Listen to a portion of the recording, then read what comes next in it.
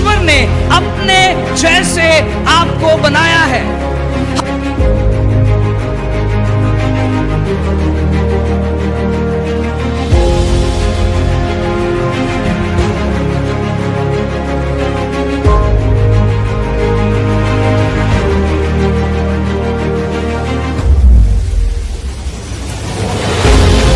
कैसर का है वो कैसर को दिया जाए, और जो परमेश्वर का है वो परमेश्वर को दिया जाए।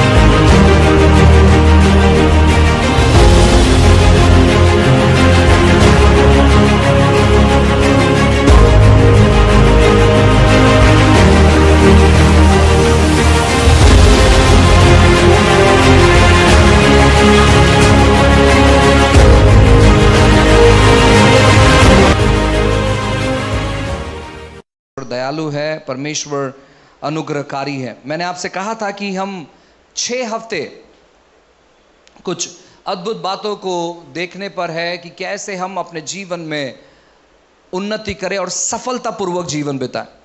और हमने पहले हफ्ते आपको बताया कि किस प्रकार आपको उत्कृष्ट होने के लिए, कामयाब होने के लिए आपको अपने आप को समर्पण करने की जरूरत है।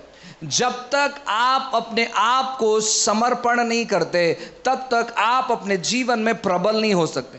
आज बहुत सारे लोग इसलिए अपने जीवन में आगे नहीं बढ़ रहे हैं, इसलिए अपने जीवन में कामयाब नहीं है, क्योंकि वो समर्पित नहीं है। वो एक संसारिक व्यक्ति जैसे जीवन बिताते हैं, वैसे ये भी अपना जीवन बिताते हैं। कभी भी उठना, कभी भी सोना, कभी भी उनका खाना, वो उनका कोई टाइम टेबल नहीं है। वो किसी भी प्रकार के लक्ष्य को नहीं रखते, किसी भी प्रकार से उन्होंने अपना जीवन समर्पण नहीं किया है, और उसी के वजह से लोग अपने जीवन में वो उन्नति नहीं कर पा रहे, लोग अपने जीवन में आगे नहीं बढ़ पा रहे, लोग अपने जीवन में कामयाब नहीं हो पा रहे। उनका कोई फोकस नहीं है। वो क्या करते मालूम है क्या? परमेश्वर में बढ़ने के नाम से बहुत सारे लोग क्या करते हैं, पास्टर मला देवामध्ये वाढायचं, मी काय करूं? प्रभु में मुझे बढ़ना है पास्टर, मैं क्या करूं? वो प्रभु में बढ़ना चाहते हैं लेकिन वो समर्पित नहीं होना चाहते। वो प्रभु में बढ़ने के लिए क्या करते हैं मालूम है क्या? उनको ऐसे लगता है, रात दिन वो गाना सुनते रहते हैं और उनको लगता है कि वो प्रभु में बढ़ रहे हैं। वो अनेक अनेक संदेश सुनते रहते हैं, उनको लगता है कि वो प्रभु में बढ़ रहे हैं। मैं आपसे कहना चाहता हूं ना, प्रभु में बढ़ने का ये बिल्कुल भी तरीका नहीं है। अगर आप प्रभु में बढ़ना चाहते हैं तो आपको समर्पित होना है कुछ चीजों में। आप अनेक लोगों का संदेश सुनकर आप प्रभु में नहीं बढ़ सकते। सोच कर देखिए, एक लड़का जो कि उसे डॉक्टर बनना है और वो बहुत सारी चीजों को सुन रहा है। वो कभी वकील का सुन रहा है, वो कभी बिजनेस का सुन रहा है, वो कभी डॉक्टर का सुन रहा है, वो कभी व्यवसाय का सुन रहा है, वो कभी बिल्डिंग बनाने के बारे में सुन रहा है। वो उन्होंने दुनिया भर का प्रचार सुन लिया, उन्होंने दुनिया भर का लेक्चर सुन लिया, उन्होंने दुनिया भर का संदेश सुन लिया, और आखिर में उसका रिजल्ट क्या आएगा मालूम है क्या? 0। वो कहेगा, अरे यार इतना तो मैं सुन रहा था, दिन में 2-2 वीडियो में सुनता था, लेकिन मेरा 0 कैसे आया? आप गलत तौर पर पढ़ाई कर रहे हैं। अगर आप प्रभु में बढ़ना चाहते तो आपको समर्पित होना है कुछ चीजों के लिए। कैसे आप अपने आप को समर्पित कर सकते हैं? आप अपने आप को समर्पित कर सकते हैं प्रार्थना की बातों में, कि प्रभु मैं इतना वक्त जो है आपको दूंगा, और इतने वक्त में मैं आपसे प्रार्थना करूंगा, और इतना वक्त जो है ना आप मुझसे बातें करोगे और मैं अपना मुंह बंद रखूंगा। अगर आप अपने आप को समर्पित करोगे परमेश्वर के वचनों को पढ़ने के लिए, कि जब तक मुझे वचन समझ में नहीं आता है मैं आगे नहीं बढ़ूंगा। लोग वचन को पढ़ते हैं हर रोज। आप में से कुछ लोग शायद कभी कभार पढ़ते होंगे, हफ्ते में 1 आध बार पढ़ते होंगे, या फिर छोटा सा एक वचन को लेकर प्रार्थना करते होंगे। उस प्रकार अपने आप को समर्पित मत करो। अगर आप सच में उत्कृष्ट होना चाहते हैं, उन बातों में आपको अपना समय निवेश करना बहुत जरूरी है। उन बातों में आपको अपना समय बिताना बहुत जरूरी है, समर्पित होना बहुत जरूरी है। जिन बातों में आप अपना समय बिताओगे वो बातें आप में बढ़ने लगेगी। जिन चीजों में आप अपना समय निवेश करोगे वो चीजें आपके जीवन में बढ़ने लगेगी। अगर आप समय निवेश करोगे वचनों को पढ़ने के लिए, वचनों को समझने के लिए, तो वचन आपको समझ में आएगा। आप में से बहुत सारे लोग वचनों क्यों नहीं समझ पा रहे मालूम है क्या? समस्या यही है कि हम काफी लोगों का सुनते हैं और परमेश्वर का सुन नहीं पाते। उसी के वजह से हमने लोगों को प्रथम रख दिया है, उन्हें प्रथम स्थान दिया है और परमेश्वर की बातों को हमने इग्नोर किया है और उसी की वजह से हम आगे नहीं बढ़ पाते। आपको अपने आप को डेडिकेट करना है, अपने आप को समर्पित करना है। जो दर्शन आपने देखा है उस दर्शन को पूरा करने के लिए आपको समर्पित करना पड़ेगा। और जब आप अपने आप को समर्पित करेंगे आप उत्कृष्ट तौर पर आगे बढ़ेंगे। जिस व्यक्ति ने चुनाव किया है कि मुझे कुछ साल के बाद डॉक्टर बनना है, उसे केवल डॉक्टर के बारे में पढ़ना चाहिए। अगर उसने गलती से भी कुछ अलग चीजों के बारे में पढ़ना चालू कर दिया, व्यवसाय के बारे में पढ़ना चालू कर दिया, यहां वहां की किताबों को पढ़ना चालू कर दिया, तो मैं आपसे कहना चाहता हूं ना, वो अपने लाइफ में, अपने एग्जाम में वो 0 लेकर आएगा। इसलिए आपको ध्यानपूर्वक चीजों को चुनना है, आपको ध्यानपूर्वक चीजों को समझना है, आपको ध्यानपूर्वक समर्पित करना है। और जो बातों के लिए आपने समर्पित किया है खुद को, उन बातों में आप ऑटोमेटिक बढ़ते चले जाएंगे, उस बुद्धि में, उस ज्ञान में आप बढ़ते चले जाएंगे। दूसरा, मैंने आपको बताया कि आपका एक मन होना चाहिए। मैं जब नया नया प्रभु में आया सो मुझे वर्शिप करना बहुत पसंद था और मैंने कहा कि यार मैं एक अच्छा आराधक बनूंगा। और फिर उसके कुछ समय के बाद मैंने कहा नहीं यार, मुझे एक अच्छा प्रार्थना करने वाला बनना है। फिर उसके कुछ समय के बाद मैंने कहा नहीं, मैं ना एक सुसमाचार प्रचारक बनना चाहता हूं। उसके कुछ समय के बाद मैंने कहा नहीं, मैं एक अच्छे तौर पर ना हाउस ग्रुप लीड करूंगा। उसके कुछ समय के बाद मैंने कहा कि नहीं यार, मैं ना एक अच्छा पासबान बनना चाहता हूं। फिर उसके कुछ समय के बाद, ऐसे बहुत बार मेरे साथ हुआ, लेकिन फिर मुझे समझ में आया कि परमेश्वर ने मुझे चुना क्यों है। जिस बात के लिए अगर परमेश्वर ने मुझे चुना है, उस बात के लिए अगर मैं अपने आप को समर्पित करता हूं तो ये सारी बातें जो ना मैं आसानी से कर सकता हूं, लेकिन मेरा लक्ष्य बहुत अलग है। फिर मुझे समझ में आया कि परमेश्वर चाहते हैं कि मैं उनके वचनों को सिखाना चालू करूं। और फिर मैंने अपने आप को डेडिकेट किया परमेश्वर के वचनों को पढ़ने के लिए। काफी बार हम अपने दर्शन में, अपने ख्याल में एक नहीं होते, और इसे लिखा गया है कि जो 2 मन के व्यक्ति है उनको परमेश्वर से कुछ भी नहीं मिलेगा। इसलिए हमारे जीवन में बड़े रिजल्ट को हम देख नहीं पाते, बड़ी कामयाबी को हम देख नहीं पाते, बड़ी बातों को हम देख नहीं पाते। क्यों? क्योंकि हम एक मन नहीं रखते। हमारा जो मन है वो हमेशा बदलते रहता है। आपके मन को आपको कभी नहीं बदलना है, आपके मन को स्थिर रखना है। जब आप आपके मन को स्थिर रखेंगे, आपके पास अगर एक दर्शन होगा तो आप अपने जीवन में कामयाब बनेंगे, आप अपने जीवन में अव्वल दर्जे पर जाएंगे। मैंने आपको उदाहरण दिया था एक गाड़ी के बारे में।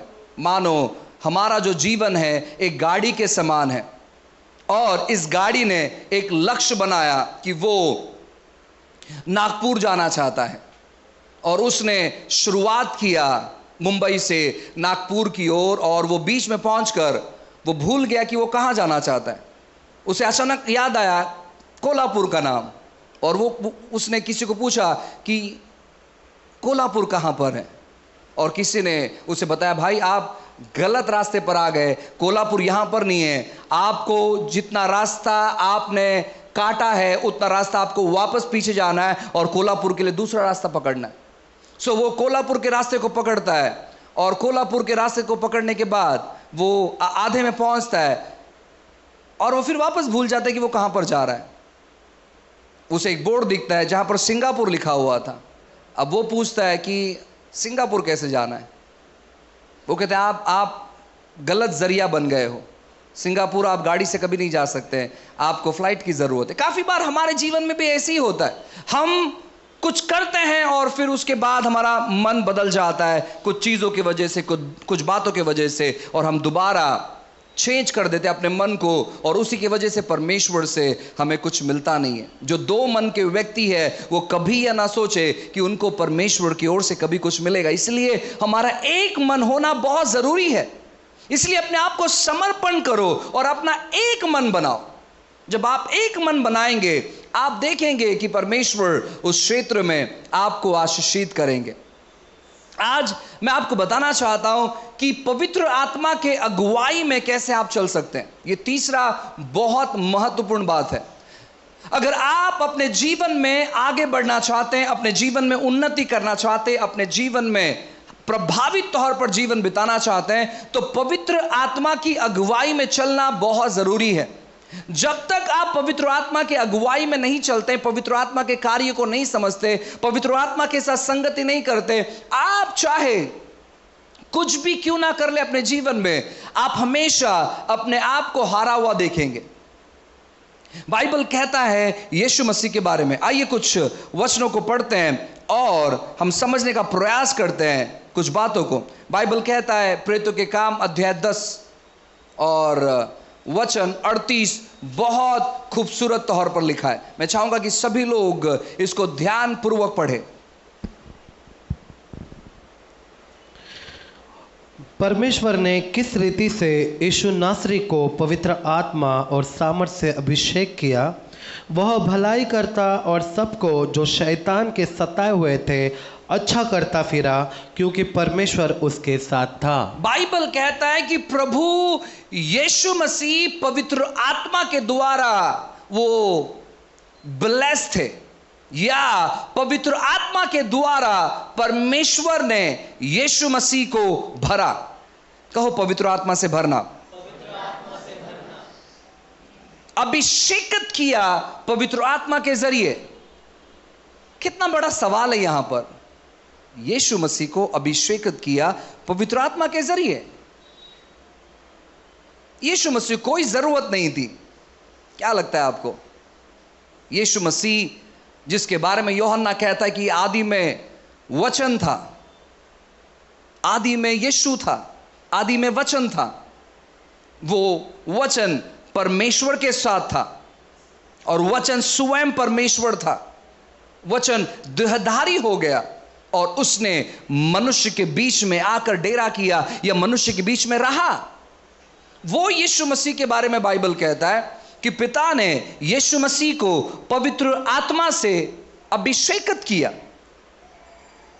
और बाइबल कहता है कि पवित्र आत्मा के मार्गदर्शन से यीशु मसीह हमेशा चला करते थे। काफी जगह पर ऐसा लिखा गया है कि यीशु मसीह पवित्र आत्मा के बारे में चर्चा करते हैं।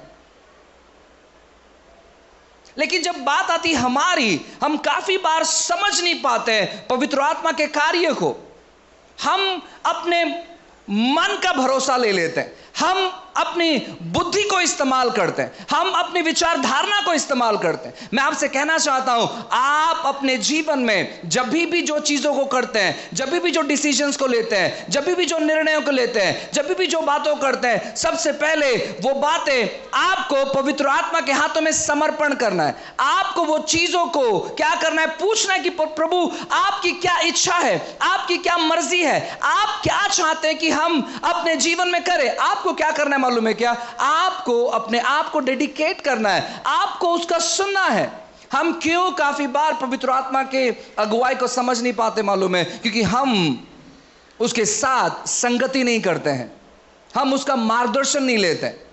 हमें लगता है कि नहीं ये बात सही होगा और हम तुरंत डिसीजंस ले। नहीं, आपको इंतजार करना है, आपको रुकना है। जो भी आप छोटे से छोटे काम को भी अगर आपको करना है तो वो बातें आपको समर्पण करना है परमेश्वर के हाथों में। मैं हमेशा एक उदाहरण देता हूं और मैं चाहता हूं कि आप इस उदाहरण को सुने। जब आप जुने नियम को पढ़ते हैं, हालांकि वहां पर परमेश्वर भी है, वहां पर यीशु मसीह भी है, वहां पर पवित्र आत्मा भी है, लेकिन ज्यादातर हम वहां पर देख सकते हैं पिता के उपस्थिति को काफी सारे जगहों पर, काफी सारे क्षेत्रों में, क्योंकि अपने आप को वहां पर उन्होंने प्रकट नहीं किया है। उसके बाद जब आप मत्ती, मरकुस, लूका, यूहन्ना और प्रेरितों के काम को कुछ हिस्सों तक जब आप पढ़ते हो, वहां पर आप यीशु मसीह के बारे में देख सकते हैं कि यीशु मसीह किस प्रकार लोगों के साथ में रहे, किस प्रकार उन्होंने सेवकाई की, किस प्रकार उन्होंने प्रार्थना की। लेकिन कुछ समय के बाद बाइबल ऐसे कहता है कि यीशु मसीह जब मरकर जीवित हुए, यीशु मसीह जब 40 दिन अपने लोगों के साथ समय बिताया, उसके बाद लोगों के सामने वो स्वर्ग में उठा लिए गए। और उसके 10 दिन बाद यानी 50वें दिन पर जब पेंटिकोस्ट का दिन आया, पवित्र आत्मा इस पृथ्वी पर वो आ गए और वो दोबारा कभी नहीं गए वहां पर। वो हमारे साथ में ही रहते हैं। बाइबल कहता है, यीशु मसीह कहता है कि जब मैं जाऊंगा मैं तुम्हारे लिए एक मददगार भेजूंगा और वो हमेशा आपके साथ में रहेंगे। सो अब यीशु मसीह हमारे यहां पर नहीं है। अब यीशु मसीह हमारे मध्य में नहीं है। अब कौन हमारे मध्य में? पवित्र आत्मा हमारे मध्य में। और काफी बार हम इनको नजरअंदाज कर देते, काफी बार हम इनका मार्गदर्शन नहीं मांगते, काफी बार हम इनसे बातें नहीं करते, क्योंकि हमें ऐसा लगता है कि पवित्र आत्मा मतलब एक अलग प्रकार का सामर्थ हम पर आना, पवित्र आत्मा मतलब एक अलग प्रकार का ऊर्जा हमारे ऊपर आना, नीचे गिर जाना और उड़ना और फिर रोंगटे खड़े हो जाना, उसका मतलब पवित्र नहीं। पवित्र आत्मा मतलब एक व्यक्ति है वे, और वे सबसे ज्यादा उनके अंदर भावनाएं हैं। वे आपसे वार्तालाप करना चाहते हैं, वे आपके साथ संगति करना चाहते हैं, वे आपके साथ रहना पसंद करते हैं, वे आपकी बातों को सुनना पसंद करते हैं और साथ ही साथ आपसे बातें करते हुए आपका मार्गदर्शन करना पसंद करते हैं। लेकिन हम उनके साथ समय नहीं बिताते। जितने भी लोग यीशु मसीह पर विश्वास करते हैं, इसमें सबसे बड़ा हाथ किसका मालूम है? सबसे बड़ा हाथ पवित्र आत्मा का है, क्योंकि बाइबल ऐसे कहता है कि बिना पवित्र आत्मा के आप यीशु को स्वीकार नहीं कर सकते। जब तक कि वो आपसे बातें नहीं करता, आप यीशु को आपका प्रभु है कर आप ग्रहण नहीं कर सकते। और ये सबसे जो मुख्य व्यक्ति है, इसको हम नजरअंदाज कर देते हैं, इसका हम ध्यान नहीं रखते, इसके बारे में हम सोचते नहीं है। हमें पवित्र आत्मा कब चाहिए मालूम है? जब सामर्थ के काम करने हो। हमें पवित्र आत्मा कब चाहिए मालूम है? जब किसी के लिए प्रार्थना करना हो। हमें पवित्र आत्मा कब चाहिए मालूम है? कोई बीमार व्यक्ति है और उनके लिए प्रार्थना करना है, तब हमें पवित्र आत्मा की जरूरत है। लेकिन मैं आपसे कहना चाहता हूं ना, पवित्र आत्मा केवल उन्हीं बातों के लिए नहीं है, लेकिन पवित्र आत्मा आपके साथ व्यक्तिगत तौर पर संगति करने के लिए भी है। अपने पड़ोस वाले को हिलाओ और कहो, पवित्र आत्मा आपसे बातें करना चाहता है। अपने पीछे वाले से कहो, पवित्र आत्मा आपसे बातें करना चाहता है। अपने आगे वाले से कहो कि पवित्र आत्मा आपसे बातें करना चाहता है। इसलिए आप बातें मत करो एक दूसरे से। मैंने आपसे कहा कि चर्च एक ऐसा जगह है जहां पर परमेश्वर आपसे बातें करना पसंद करते हैं। और काफी बार हम अपने छोटे छोटे मजाक मस्ती से ना परमेश्वर की मुख्य बातों को अपने जीवन से हम नजरअंदाज कर देते हैं। प्रभु कुछ तो करना चाहता है। अगर वो अंधा भिखारी, उसने अगर वो मोमेंट मिस कर दिया होता तो उसके जिंदगी में कभी वो देख नहीं पाता। तो मोमेंट्स हमें मिस नहीं करना है। छोटा छोटा क्षण बहुत महत्वपूर्ण है और शत्रु आपको डिस्टर्ब करते रहेगा इन बातों को नहीं सुनने के लिए, ताकि वो अपनी मर्जी पूरी करने पाए। इसलिए मैं लोगों को सलाह देता हूं, हमेशा आपको क्या करना मालूम है क्या? आगे आकर बैठना, अगर आपके पास छोटे बच्चे नहीं हैं तो, ताकि आप यहां वहां की बातें नहीं कर पाओ, आप स्ट्रेट सुन पाओ। मुझे अच्छा लगता है आगे आकर बैठना। मैं अभी कोई भी सभा में जाता हूं, मैं सबसे पहले सीट पर बैठता हूं। क्यों? क्योंकि मुझे मालूम है वहां पर मेरे बहुत सारे मित्र रहेंगे और वो मुझे कहेंगे, अरे यार चलो थोड़ा सा घूम कर आते, बहुत बोर हो रहे हैं, चलो थोड़ा सा चाय पी कर आते हैं। एक दिन ऐसे ही एक सभा में हम बैठे हुए थे और जो मेरे मित्र है वो संसारिक नहीं, सब पास्टर्स है। तो उन्होंने मुझसे कहा, एक जन ने, कि चलो जरा चाय पी कर आते हैं। मैंने कहा, आप चाय पीने आए या सभा में आए? आप ऐसे कैसे कह सकते हैं? सो मैंने उन्हें बहुत डांटा, हालांकि वो सब मुझसे सीनियर। मैंने कहा, नहीं नहीं नहीं, आप गलत जगह पर आप आए हैं। ये चाय पीने की जगह नहीं है, ये परमेश्वर को सुनने की जगह है। और आपको पीछे बिल्कुल नहीं बैठना है, आपको आगे बैठा। और मैंने सबको लाकर आगे बिठाया और वे सब शांत, जब तक सभा खत्म नहीं हुआ वो शांत रहकर वो सुनते ही रहे वहां पर। मैं आपसे कहना चाहता हूं, ये बहुत जरूरी है हमें समझना, हमें जानना। परमेश्वर का आत्मा हमेशा हमारे साथ में है ताकि हम उनके साथ संगति कर पाए। एक एक बात उनको आप बता सकते हैं। अगर आप किसी से चोट खाए हुए हैं, अगर अविनाश मुझसे चोट खाया हुआ है और अविनाश अगर भाई ऑल्विन से बात करते और कहते हैं, पास्टर ने आज बहुत दिल दुखा दिया, दिल तोड़ दिया मेरा। सो मैं आपसे कहूं, वो कहेंगे, शायद ऑल्विन भाई कहेंगे, नहीं पास्टर ने ये नहीं बोलना चाहिए था। और फिर उनका जो दिल टूटा हुआ है वो टूटा ही रहेगा, वो भरेगा नहीं।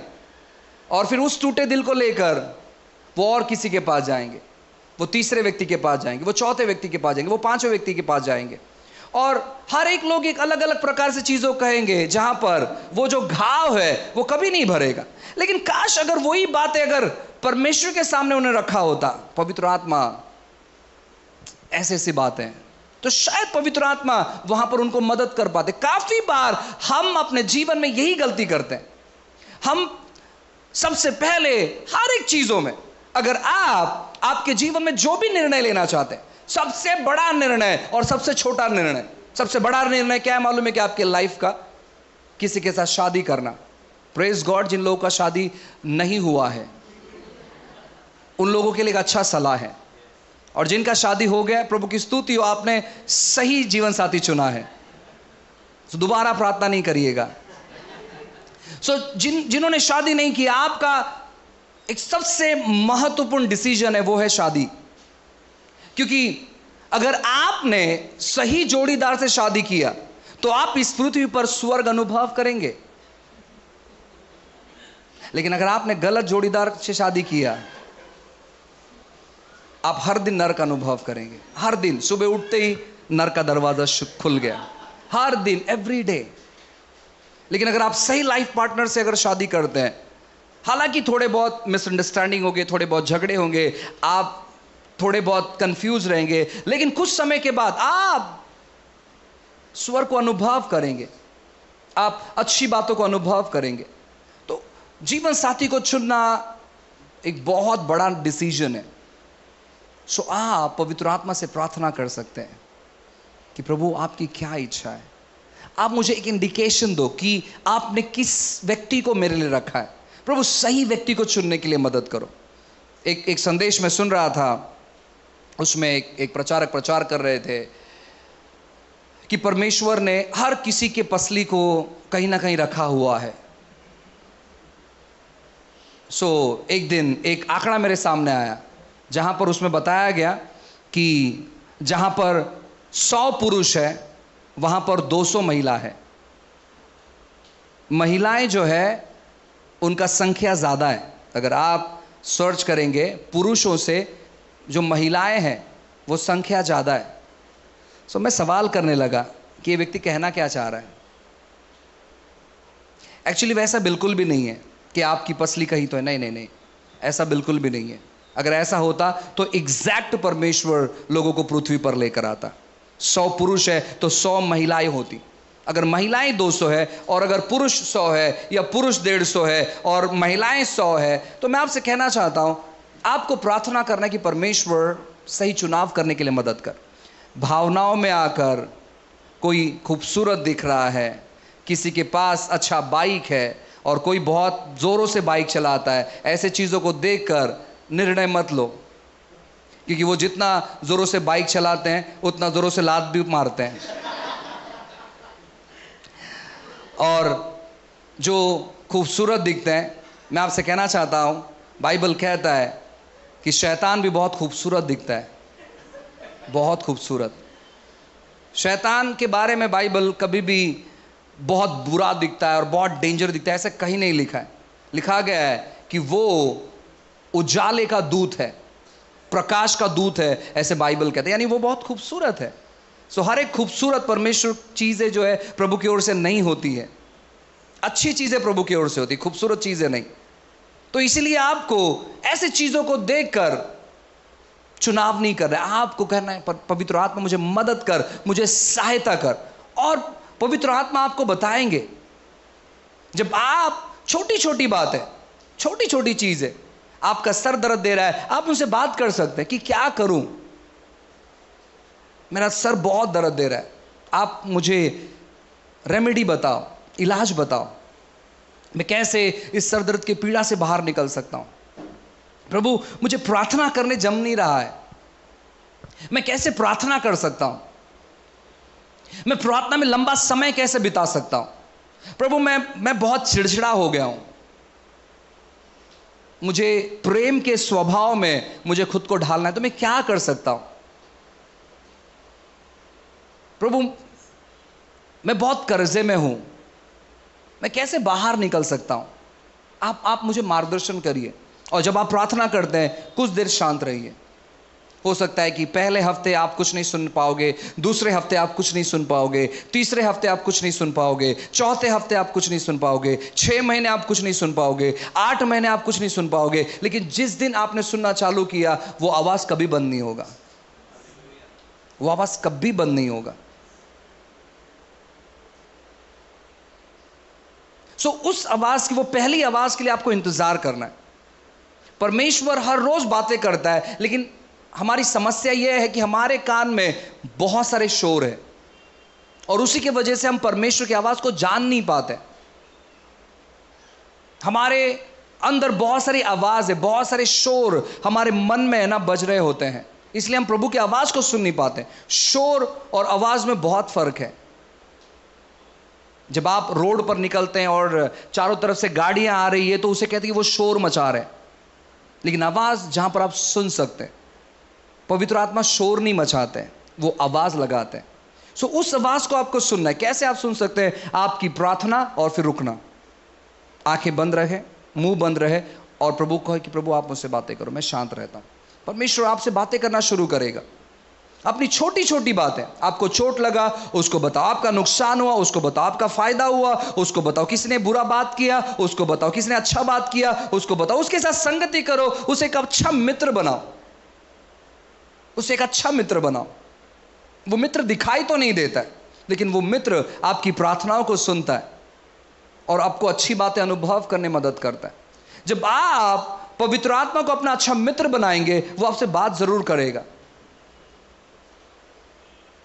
वो आपसे संपर्क जरूर करेगा, आप उसकी आवाज को सुनने पाओगे, आप समझ पाओगे परमेश्वर कार्य को। देखो, और एक खूबसूरत वचन पढ़ते हैं। Thank you Jesus. इफिसियों किताब अध्याय 3 और वचन 16, ध्यानपूर्वक हम इस वचन पर अध्ययन करेंगे। कि वह अपनी महिमा के धन के अनुसार तुम्हें यह दान दे कि तुम उसके आत्मा से अपने भीतरी मनुष्यत्व में सामर्थ पाकर बलवंत होते जाओ। बाइबल कहता है कि उसके आत्मा के जरिए आपका आत्मिक यानी अंदरूनी मनुष्य जो है ना, ताकत वाला बनता है। अगर आप वो व्यक्ति है बहुत जल्दी चोट खा जाते हैं, अगर आप वो व्यक्ति है जो हाई टेम्पर है, आप वो व्यक्ति है जो बहुत जल्दी नाराज होते हैं और आपकी नाराजगी नहीं निकलती है, तो आपको अंदरूनी तौर पर मजबूत होना है। एक दिन यीशु के जो चेले थे वो नाव में थे। यीशु ने उनसे कहा था कि तुम आगे जाओ, मैं पीछे से आता हूं लोगों को विदा करते हुए। और यीशु मसीह वो पानी पर चलना चालू किए। यीशु मसीह ने क्या किया?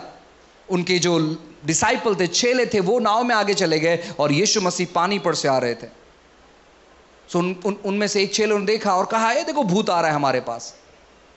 यीशु मसीह जाकर उनसे ये नहीं कह रहे थे कि तुम्हारी हिम्मत कैसे हुई मुझे भूत कहने की। नहीं। यीशु मसीह ने वहां पर क्या किया मालूम है? यीशु मसीह ने कहा, अरे भाई, भूत को जो ना हड्डी नहीं होती है, मांस नहीं होता है, तुम मुझे छू कर देख सकते हैं, मैं भूत नहीं हूं, तुम गलत फहमी कर रहे हो। वहां पर उन्होंने डांटा नहीं, लेकिन उनको समझाया। ये समझ हमारे अंदर, सोचो अगर कोई मुझे भूत कहता है तो सोचो, मैं कहूंगा ठीक है, अब भूत क्या करता है मैं बताता हूं। लेकिन यीशु ने बिल्कुल भी ऐसे नहीं किया। यीशु बहुत अच्छे थे। यीशु ने जब सुना कि कोई उन्हें भूत कह रहा है, एक दिन तो ऐसे हुआ जब बात आती है, यीशु मसीह ने एक व्यक्ति में से सेना निकाला और वो सेना जो है सूअरों के अंदर भेज दिया। और बाइबल ऐसे कहता है कि जितने भी लोगों के अंदर वो दुष्टात्मा प्रवेश किए, जितने भी सूअरों के अंदर वो दुष्टात्मा प्रवेश किए, वो सारे सूअर उसी समय मर गए। यानी वो एक बड़े गड्ढे से नीचे गिर गए और सब मर गए। जब लोगों ने सुना कि यीशु मसीह ने इस व्यक्ति के अंदर से दुष्टात्माओं को निकाला, तो लोग वहां पर चर्चा करने लगे और वहीं पर चर्चा होने लगा कि ये दुष्ट आत्माओं के मदद से दुष्ट आत्माओं को निकालता है। दुष्ट आत्मा के मदद से ये दुष्ट आत्माओं को निकालता है। यीशु मसीह ने वहां पर बड़ा प्रचार नहीं किया। यीशु मसीह ने वहां पर उनको समझाया कि अगर दुष्टात्मे के विरोध में हो जाए तो उनके राज्य में फूट पड़ जाएगा। और जब लोगों ने नहीं समझा, वो शांत होके दूसरे गांव में चले गए। उन्होंने वहां पर झगड़ा नहीं किया, वो दूसरे गांव में चले गए, क्योंकि उन्हें अपना फोकस इन चीजों पर नहीं लगाना था। उनका फोकस था लोग बचाए जाने चाहिए। सो आप अपने अंदरूनी मनुष्य को कैसे मजबूत कर सकते हैं? पवित्र आत्मा के सहायता से। और एक खूबसूरत वचन है, अध्याय 5, इफिसियो अध्याय 5 और वचन 18। यह बहुत खूबसूरत है। दाखरस में मतवाले न बनो, क्योंकि इससे लुचपन होता है, पर आत्मा से परिपूर्ण होते जाओ। बाइबल कहता है आत्मा से परिपूर्ण होते जाओ। अपने पड़ोस वाले से कहें आत्मा से परिपूर्ण होना है। अपने पीछे वाले से कहें आत्मा से परिपूर्ण होना है। अपने आगे वाले से कहें आत्मा से परिपूर्ण होना है। हालेलुया। अब आप आत्मा से परिपूर्ण कैसे हो सकते हैं? पवित्र आत्मा आपके अंदर है। यस, वचन कहता है पवित्र आत्मा 100% आपके अंदर है। हाँ, 100% आपके अंदर है। एक छोटा सा पवित्र आत्मा का हिस्सा आपके अंदर नहीं है, 100% आपके अंदर। लेकिन वचन इफिसियों में लिखा है कि आप आत्मा से परिपूर्ण हो जाओ। जब 100% पवित्र आत्मा हमारे अंदर है तो परिपूर्ण होने की जरूरत क्या है? यह बहुत इंपॉर्टेंट भूमिका निभाता है अगर आप स्पिरिचुअली अद्भुत तौर पर बढ़ना चाहते हैं। तो जब पवित्र आत्मा आपके अंदर आता है, उस दिन जब आप यीशु को स्वीकार करते हैं, वो आपके अंदर आकर रह जाता है और वो व्यक्तिगत तौर पर आपका मार्गदर्शन करना चाहता है। तो सबसे पहले पवित्र आत्मा से परिपूर्ण होने से पहले जब जो व्यक्तिगत तौर पर पवित्र आत्मा आपके अंदर है, उसका आपको सुनना चालू करना चाहिए। आपको समझना चाहिए कि परमेश्वर का आत्मा आपसे क्या बातें कर रहा है। और जब आप उन चीजों को समझेंगे, आपको और भूख और प्यास लगेगा परमेश्वर के प्रति, और आप क्या करेंगे? प्रभु के उपस्थिति में समय बिताएंगे। आप प्रार्थना में समय बिताएंगे, आप वचन में समय बिताएंगे, आप संगति में समय बिताएंगे, आप उपवास करेंगे, आप प्रभु से प्रार्थना करेंगे, आप संगति करेंगे परमेश्वर के बारे में जानने के लिए। और वो बातें क्या करेगा मालूम है क्या? परमेश्वर के आत्मा के प्रति और भूख प्यास आपके अंदर निर्माण करेगा। अब क्या होगा? जब वो भूख प्यास निर्माण होता है तो पवित्र आत्मा क्या करते मालूम है क्या? आप पर पूरा नियंत्रण लेते।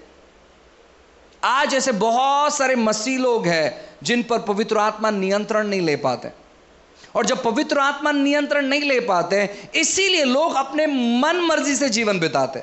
लोग क्यों पाप में जीवन बिताते? क्योंकि पवित्र आत्मा ने उन्हें अपने नियंत्रण में नहीं लिया है।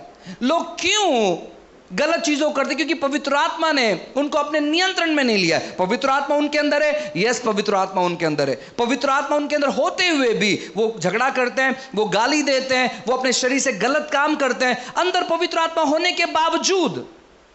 और इसलिए वचन कहता है जब आप अपनी इच्छा, अपनी मर्जी से जीवन बिताते हैं तो वो पवित्र आत्मा जो आपके अंदर है वो खेदित हो जाता है, वो नाराज हो जाता है, उसे चोट लगता है और वो एक कोना पकड़ लेता है, क्योंकि आप उसे इजाजत नहीं दे रहे।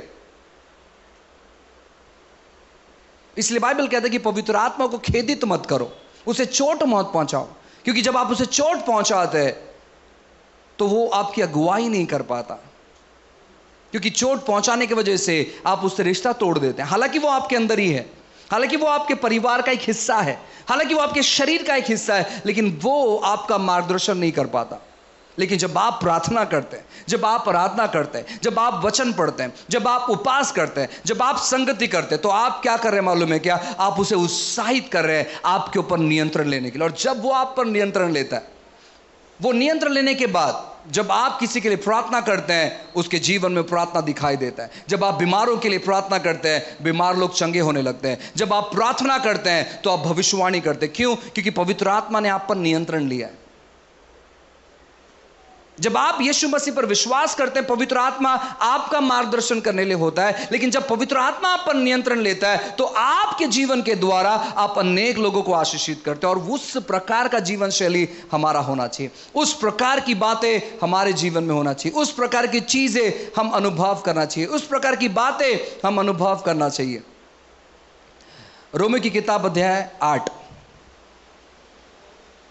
रोमी की किताब अध्याय 8, सभी लोग मेरे साथ निकाले, और वचन 14।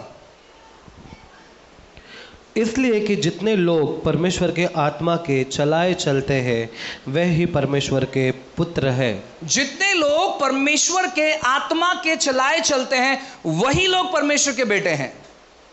यूहन्ना 1:12 तो कहता है कि जो लोग परमेश्वर पर विश्वास करते हैं वे परमेश्वर के बेटे हैं। लेकिन रोमियो में क्लियरली लिखा है कि जो आत्मा के चलाए जाते हैं, जो पवित्र आत्मा के द्वारे चलाए जाते हैं, वे ही लोग परमेश्वर के बेटे हैं।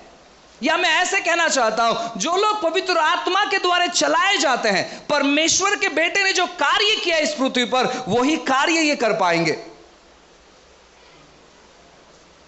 क्या आप परमेश्वर के बेटे हैं? यस, यूहन्ना 1:12 के अनुसार आप परमेश्वर के बेटे हैं। लेकिन क्या जैसे यीशु मसीह इस पृथ्वी पर कार्य कर रहा था वैसे आप कार्य करते? नहीं, हम नहीं कर पा रहे। तो आप कैसे कार्य कर सकते हैं? आत्मा के द्वारा चलाए जाने के बाद। जब पवित्र आत्मा के मार्गदर्शन में आप चलेंगे, जैसे यीशु मसीह कहीं पर जाते थे मुर्दे जिंदे हो जाते थे, यीशु मसीह कहीं पर जाते थे लकवे के रोगी चंगे हो जाते थे, यीशु मसीह कहीं पर जाते थे वहां पर बीमार व्यक्ति ठीक हो जाता था, दुष्ट आत्माएं निकल जाते थे, वैसे ही आपके द्वारा भी होगा जब आप आत्मा के द्वारा चलाए जाएंगे। आप आत्मा के द्वारा कैसे चलाए जा सकते हैं? उसके साथ संगति करते हुए, उसके साथ वार्तालाप करते हुए। एक प्रभु के महान जन, बहुत अद्भुत सेवक, ऐसा हुआ एक दिन वो अपने चर्च में प्रचार कर रहे थे और बहुत अद्भुत तौर पर परमेश्वर उनका इस्तेमाल कर रहा था, उस समय में और अभी भी इस्तेमाल करते हैं। सो ऐसे हुआ कि वो बस अपना प्रचार खत्म करने पर थे, अचानक एक महिला खड़ी हो गई और उसने अन्य भाषा में प्रार्थना करना चालू कर दिया। अब ये सेवक सोच रहे, मैंने इनको प्रार्थना करने के लिए कहा ही नहीं, ये क्यों प्रार्थना कर? तो उन्होंने यहां से कहा कि थोड़ा देर शांत रहो फिर हम प्रार्थना करेंगे। लेकिन वो शांत नहीं रही, वो और जोरों से प्रार्थना करने लगी, वो और जोरों से प्रार्थना करने, वो और जोरों से प्रार्थना करने लगी। अब ये सेवक थोड़ा सा डिस्टर्ब हो गया, इसने कहा क्यों यार, क्यों ऐसे कर रही है? उन्होंने कुछ समय के बाद प्रार्थना करना बंद किया। तब तक ये सेवक शांत थे। उसके पड़ोस में जो व्यक्ति बैठा था वो धीरे से उठकर इस सेवक के पास आया और कहा, पास्टर, ये जो महिला है ये गूंगी और बहरी थी,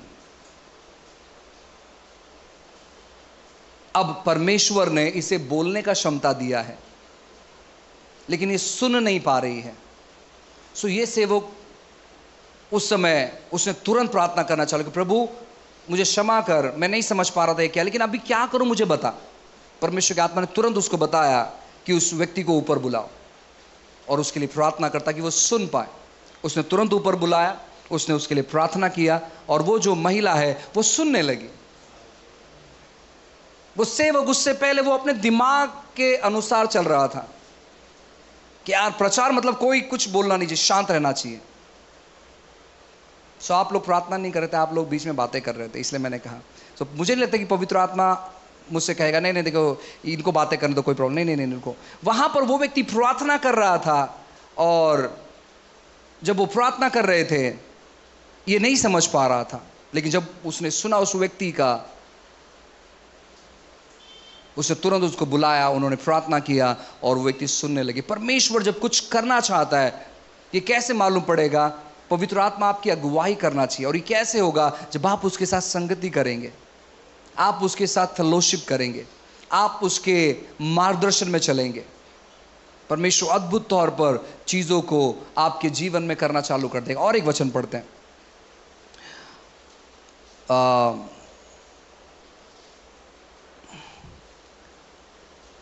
18 नंबर का 5:18, गलतियों की किताब अध्याय 5 और वचन 18।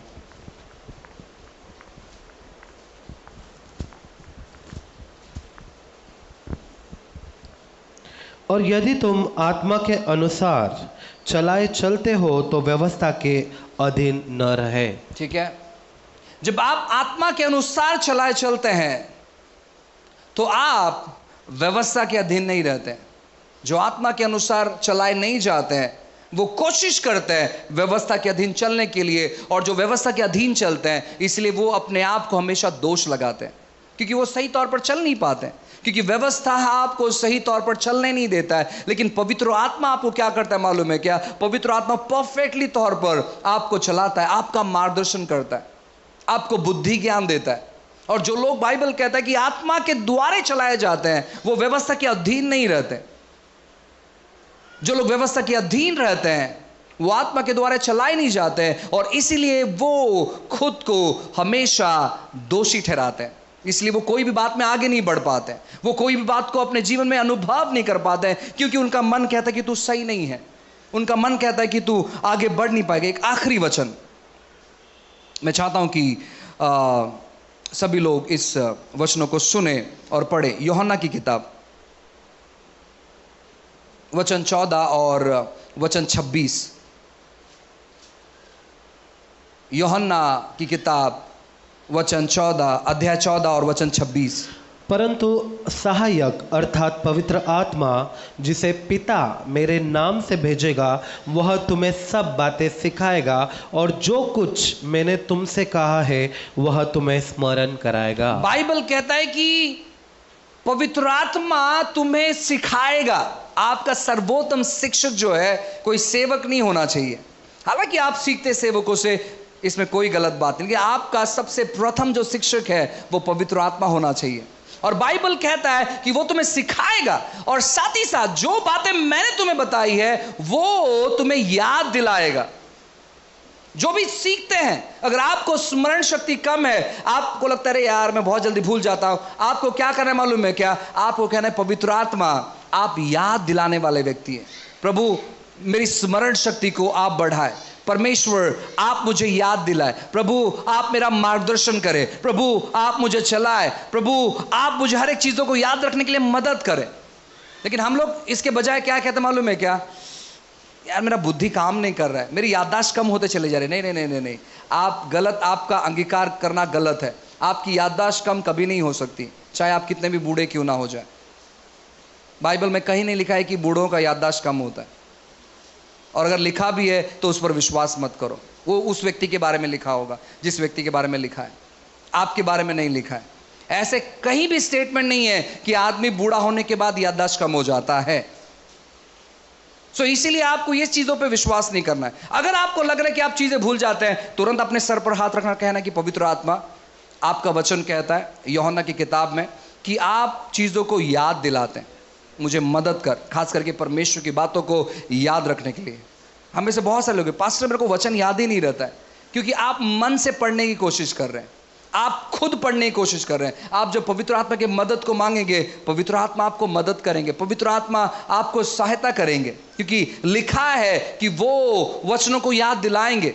इसीलिए अगर आप अपने जीवन में उत्कृष्ट होना चाहते हैं, आप अपने जीवन में कामयाब होना चाहते हैं, एक ऐसा जीवन बिताना चाहते हैं जहां पर कोई हार नहीं है, जहां पर कोई गलत बात नहीं है, तो बहुत जरूरी है कि आपको पवित्र आत्मा के मार्गदर्शन में आगे बढ़ना है। आपको पवित्र आत्मा के मार्गदर्शन में बढ़ना है, आपको पवित्र आत्मा का मार्गदर्शन समझना है, आपको पवित्र आत्मा को ग्रहण करना है अपने जीवन में कि प्रभु मैं तैयार हूं आपकी बातों को सुनने के लिए, आपकी बातों को जानने के लिए, आपकी बातों को समझने के लिए, आपके बातों को परमेश्वर अपने जीवन में फॉलो करने के लिए मैं तैयार हूं। परमेश्वर आप मुझसे बातें करना चालू करो। जब भी आप प्रार्थना करते हैं अपने मुंह को बंद रखें और सुनने की कोशिश करें। एक आखिरी चीज और फिर हम प्रार्थना करेंगे। कोशिश करें एक ऐसा समय चुनने के लिए जहां पर कोई शोर नहीं हो। आपको मालूम है यीशु मसीह का सीक्रेट, वो क्यों पहाड़ों पर जाते थे, वो क्यों एकांत में जाते थे? ताकि वहां पर वो प्रार्थना कर पाए और वहां पर कोई शोर नहीं हो, वो परमेश्वर का सुन पाए और परमेश्वर उनका सुन पाए। चुनाव करो। आपका घर जब शांत होता है, आप कहीं गांव जाते हैं, घूमने जाते हैं, वो जगह सबसे सर्वोत्तम होता है प्रार्थना करने के लिए। आपको क्या करना है, केवल घूम के खुद को थकाना नहीं है, लेकिन आपको क्या करना है, कुछ समय निकालना है एकांत में, जहाँ पर आप जाके प्रार्थना कर पाएँ। आप अगर गांव जा रहे हैं और वहाँ पर खेती है, सो आप खेती में जा सकते हैं और कुछ समय प्रार्थना में बिता सकते हैं।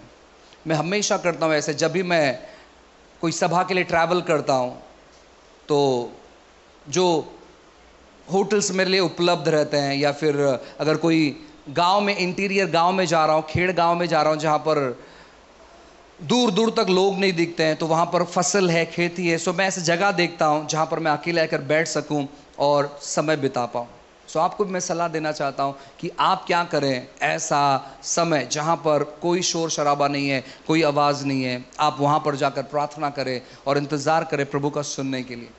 एक बार अगर वो चीज़ों को आप सुन लोगे और समझ लोगे, तो कोई भी जगह पर आप परमेश्वर की आवाज़ को समझ सकते हैं। अगर आपका मित्र 5 साल से आपसे बातें कर रहा है, 2 साल से आपसे बातें कर रहा है, 1 साल से आपसे बातें कर रहा है, वो दुनिया के कोई भी कोने में चले जाए और किसी के भी फोन से अगर वो फोन करे, आप तुरंत पहचान लोगे कि वही व्यक्ति है जो मेरा मित्र है, जो मुझसे लगातार बात करते हैं, लगातार।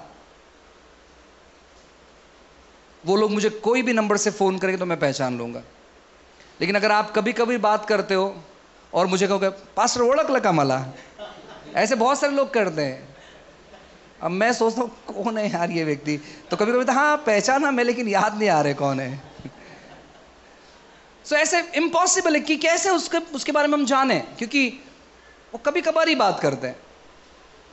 सो जब आप लगातार तौर पर परमेश्वर के साथ संगति करेंगे, लगातार तौर पर, आप कहीं भी क्यों ना रहे, आप तुरंत जान लेंगे कि ये प्रभु हमें इंस्ट्रक्शन दे रहा है, ये प्रभु मेरे हृदय से बातें कर रहा है, परमेश्वर ने मेरे अंदर ये सोच डाला हुआ है, ये जो पढ़ रहा हूं ये शायद परमेश्वर का वचन जो है आज मेरा मार्गदर्शन करना चाहता है, प्रभु मुझसे कुछ तो बोलना चाहता है। आप समझ लेते हैं कि ये प्रभु की वाणी है और आप क्या करते हैं, उसी के अनुसार स्टेप उठाते हैं। क्यों हम समझ नहीं पाते?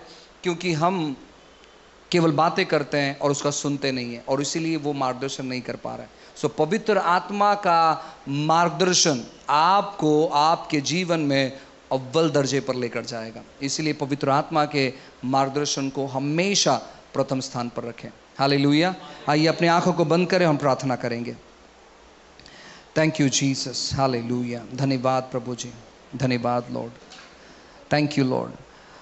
अनुग्रहकारी दयालु परमेश्वर, हम धन्यवाद देते प्रभु आपके भलाई के लिए, आपकी अच्छाई के लिए, आपके करुणा के लिए, आपके दया के लिए। प्रभु यीशु मसीह के नाम से प्रभु जी हम प्रार्थना करते राजा। प्रभु हर एक व्यक्ति के लिए परमेश्वर आपकी बातों को सुनने के लिए, आपकी बातों को समझने के लिए आप सहायता मदद करें परमेश्वर राजा। प्रभु आपकी कृपा और आपकी दया हम मांगते परमेश्वर। प्रभु इस नए महीने के लिए हम धन्यवाद देते राजा।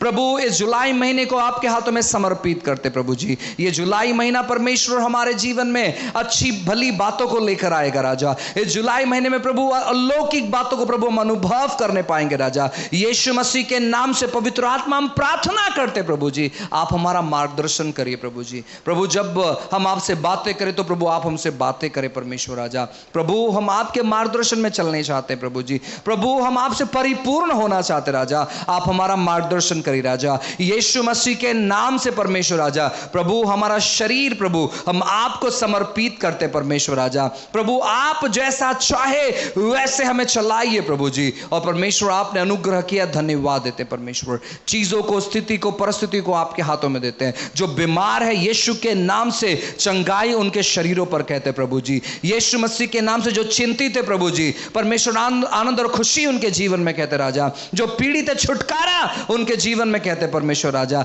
यीशु मसीह के नाम से परमेश्वर प्रभु जी हम प्रार्थना करते परमेश्वर। प्रभु आपका महान अनुग्रह परमेश्वर लोगों के जीवन में देखने के लिए आप सहायता मदद करें परमेश्वर। आपकी कृपा और दया परमेश्वर राजा लोगों के जीवन में देखने के लिए आप सहायता मदद करें प्रभु। लोग यहां वहां की बातें नहीं, लेकिन आपकी बातें करने पाए, आपकी चर्चा करने पाए प्रभु, आपकी बातों को सुनने पाए, ऐसे हम प्रार्थना करते परमेश्वर। आपने अनुग्रह किया, धन्यवाद देते हैं। चीजों को, स्थिति को, परिस्थितियों को, हालातों को आपके हाथों में समर्पित करते हैं। महान महिमा आपको देते हैं। प्रार्थना यीशु के नाम से मांगते हैं।